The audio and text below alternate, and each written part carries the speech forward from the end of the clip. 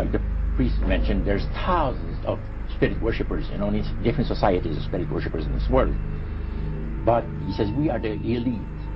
We know the real truth about the Master and his angels.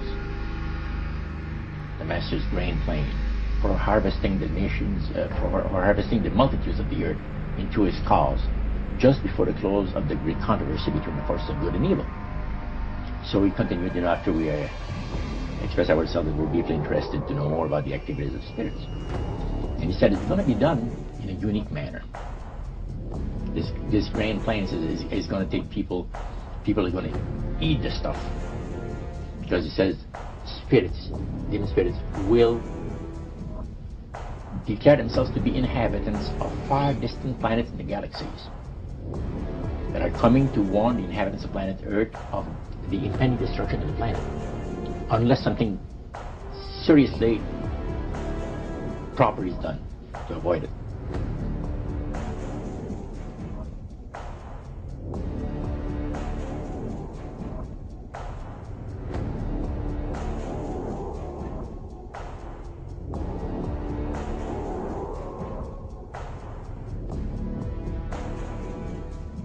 Masonic mind control, that the alchemical managers have bred over millennia, over 1,000 years. They said they bred a human race that is most wretched, stupid, and ignorant. It's so unrivaled in thousands of years.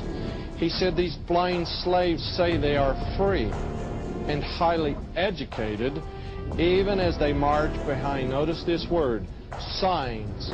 Have you ever taken time to analyze a sign or a billboard or a logo? He says a medieval peasant would have run away in panic-stricken terror from the signs that modern man embraces.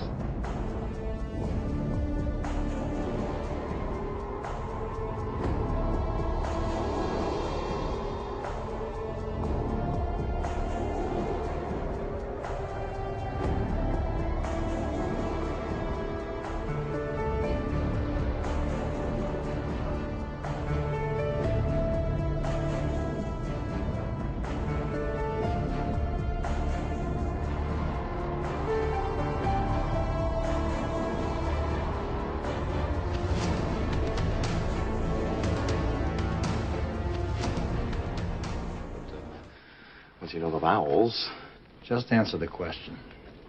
Well, I mean, I just had to learn how to pronounce it. I mean, it hasn't been a living spoken language in more than 1,000 years. I mean, look at this. It says, a traveler from distant stars escaped from a dying world looking for a way to extend his own life. His body decaying and weak, he couldn't prevent his own demise. Apparently his whole species was becoming extinct. So he traveled or searched the galaxies looking for a way to cheat death. And look here, he came to a world rich with life where he encountered a primitive race, humans. A species which, with all his powers and knowledge, he could maintain indefinitely. He realized within a human body he had a chance for a new life. Now, he apparently found a young boy. It says, as the frightened villagers ran, night became day. Curious and without fear, he walked towards the light. Ra took him and possessed his body like some kind of a parasite looking for a host. And inhabiting this human form, he appointed himself ruler. He used the Stargate to bring thousands of people here to this planet as workers for the mines, just like the one we saw. This mineral is clearly the building block of all his technology. With this, he can sustain eternal life. Now, something happened, where is it, back on Earth, a rebellion or uprising, and the Stargate was buried there. Fearful of a rebellion here, Ra outlawed reading and writing. He didn't want the people to remember the truth.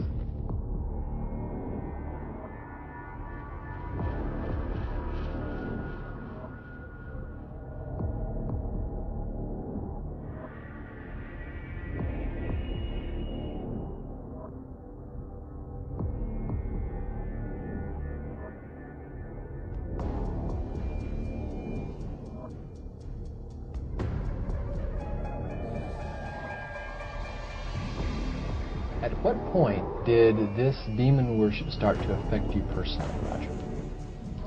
Well, it wasn't too long that the priest mentioned to us that the time had arrived for us to start trusting the spirits and give the spirits a chance to work for us. And there was a number of gifts that you could choose from. You see.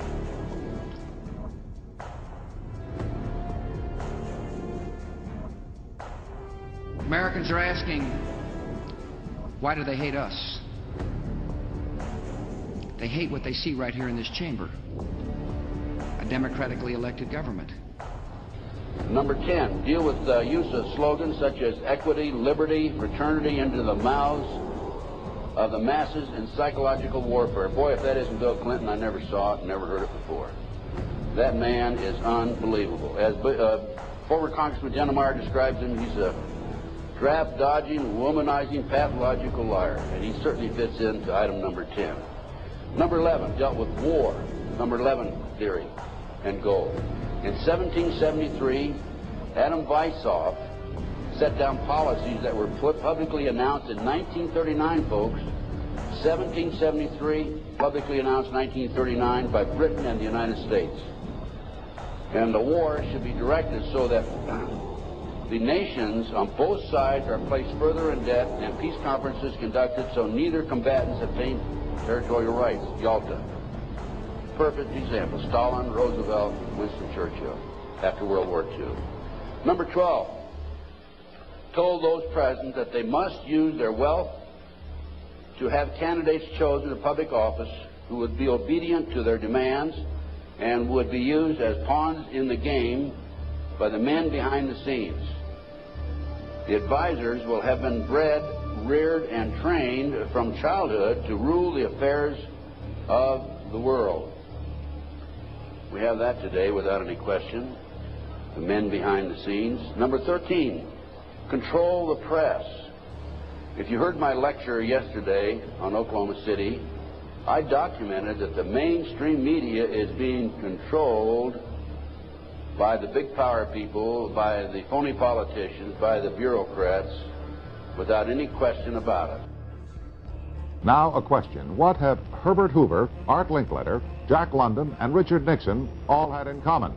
Well, they've all been members of the exclusive all-male Bohemian Club in California, where every year at this time the elite from around the country get together for 2.5 weeks of fun and games. Among its members are businessmen like Leonard Firestone and Edgar Kaiser, and political figures like Gerald Ford, Henry Kissinger, William French Smith, and George Shultz. President Reagan, Vice President Bush, and Defense Secretary Weinberger are members of other camps. Richard Nixon is a Bohemian, and so are high-ranking executives of such companies as Eastern Airlines, Standard Oil of Indiana, and Bank of America. Privacy is one of the Grove's most cherished virtues. Members may not photograph, record, speak, or write about activities at the retreat. While many public officials are Grove members, the press is a distinctly unwelcome guest. We're from ABC News. Get back there. Can we talk to somebody in there? Get back there.